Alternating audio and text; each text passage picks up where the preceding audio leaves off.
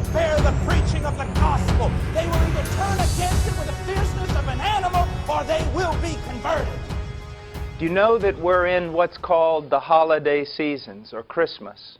But much of everything you know about Christmas, it's not really true. There is an emphasis, or people think certain things are important at Christmas that are not important. And certain things, even about the Christmas story, that are important that are really not that important. Today, I'm going to talk to you about something that you usually will never hear about during Christmas. But it's what Christmas is really all about. Are you ready? God's anger. God's anger.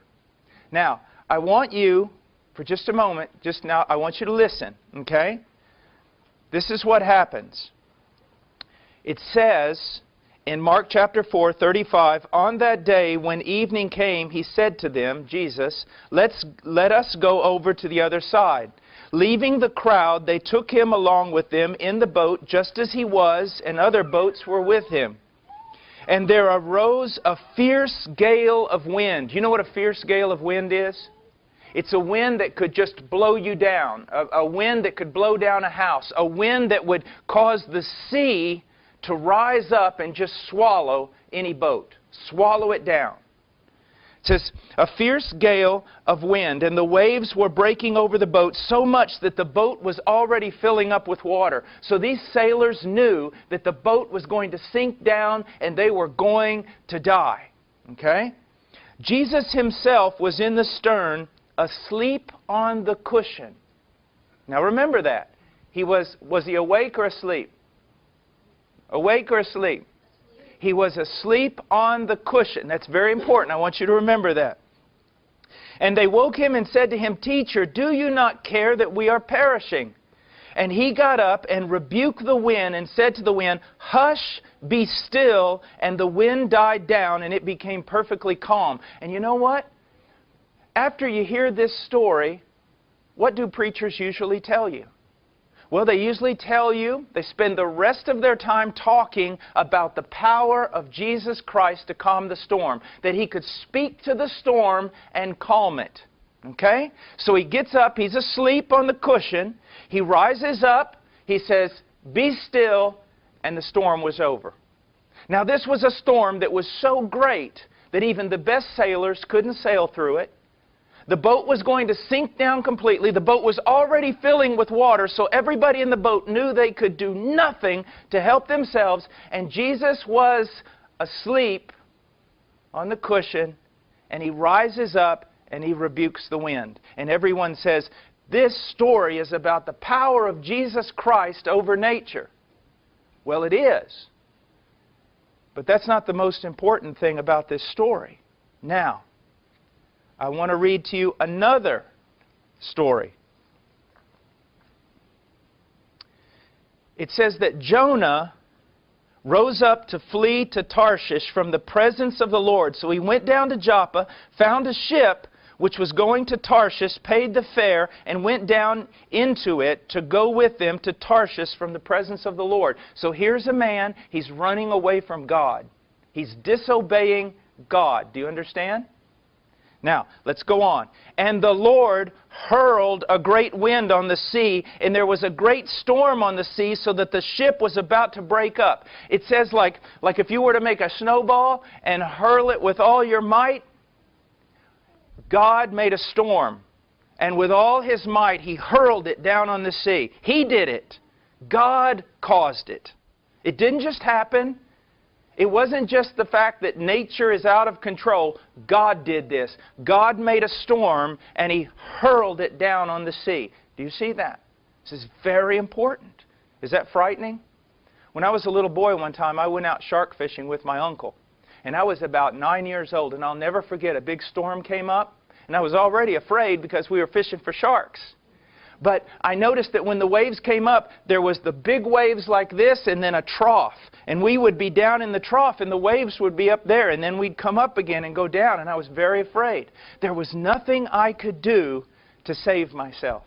Okay? That's where this boat was. It was full of really strong sailors, but God made a storm and He hurled it down on the water. Now, all the sailors are kind of wondering, why is God doing this? Why?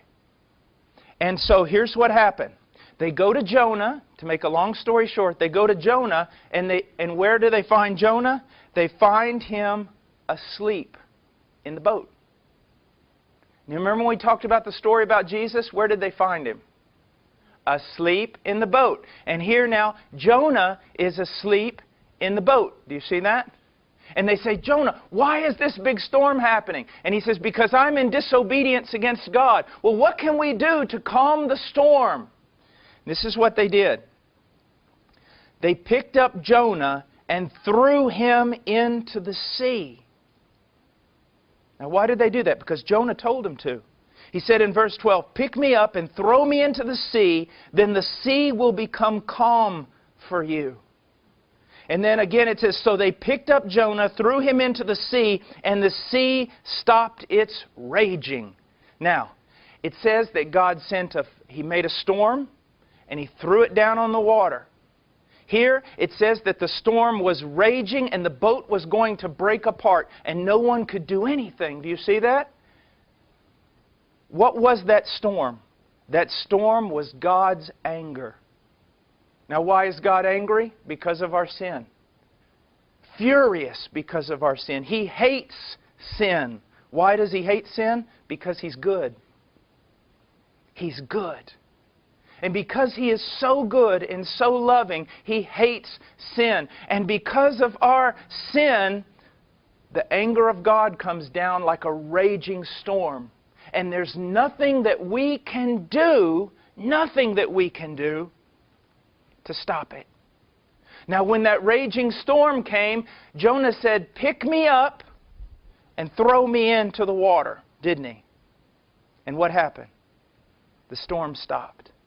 So Jonah was a guilty man full of sin, and he said, if you'll take me, pick me up, and throw me into the water, then the storm will stop. Jesus was not a guilty man. Jesus was innocent. Jesus never sinned. And in order to stop the storm that was coming against you and me for our sin, we didn't have to throw Him in to the sea. He threw Himself into the sea. When Jesus was on the cross, it was like Him. Let's imagine for a moment that we're in a boat. And all of us are terrified because the waves are so high, the boat's going to break apart. But Jesus is asleep. Why is He asleep? Because He's done nothing wrong. He's never sinned. That wrath, that anger of God that's coming up all around us and tearing our boat apart, it has nothing to do with Him. He never broke God's law. He never sinned. He's just asleep. God's not against Him. He's the perfect Son of God who always obeyed. But we're in that boat, and you and I, we deserve to die. We deserve to be swallowed up by that ocean. But Jesus comes forth right at the moment that we're about to die, and He throws Himself into that ocean. Even though He didn't deserve to die, He throws Himself into that. And when He did, when He paid for our sins with His life, then God's anger was calmed. And now God can freely love us. Do you see that? Just think about this for a moment. You're to be swallowed up into the ocean and sucked down to die forever. And Jesus says, stop. And He takes off running, and He jumps right out of the boat and throws His own body into that sea. And when He does, the sea becomes calm. Now, children, what are you going to do when you see that there's somebody out there that loves you that much, that threw their own body into the sea? Are you going to just be able to stop thinking about that? No. Shouldn't you live for that person? Shouldn't you love that person? Shouldn't you believe in that person? That's why Jesus is more important than anything else. Do you realize that this morning alone, I've sinned enough to go to hell? this morning alone. But Jesus threw Himself into the sea. He stopped the wrath of God that was coming against me and you by His own death in our place, even though He did not deserve to die. You want to know what Christmas is all about? It's about a baby in a manger who would grow up living a sinless life and go to a cross and die in your place. It's about a great king who would throw himself into the sea, even though he did not deserve it, in order to save the people in the boat. Several years ago when I was in Ukraine, they told me a story, and it's all over the place. I don't know if it's an urban legend, but it's about a Russian prince and his slave. And they were in a dog sled in Siberia. And they were both taking off in a pack of wolves. And wolves aren't like what you think. They're not just like dogs. A wolf's head can be that big. And this pack of wolves came after them. And pretty soon they realized, we're not going to be able to outrun this pack of wolves. We're going to die. And so the servant threw himself off of the dog sled, and the wolves ate the servant. And the king was saved. And someone said, that's a picture of the cross. And another man said, no, it's not. If it had been a picture of the cross, it would have been the king who threw himself off the dog sled in order to save the slave. Do you see that? See, that's why we love Jesus, children. I don't like religion. I'm not all about rules and all kinds of things like that. It's all about loyalty to one person. That's what it's about. Loyalty to one person. Do you see that? To Jesus Christ.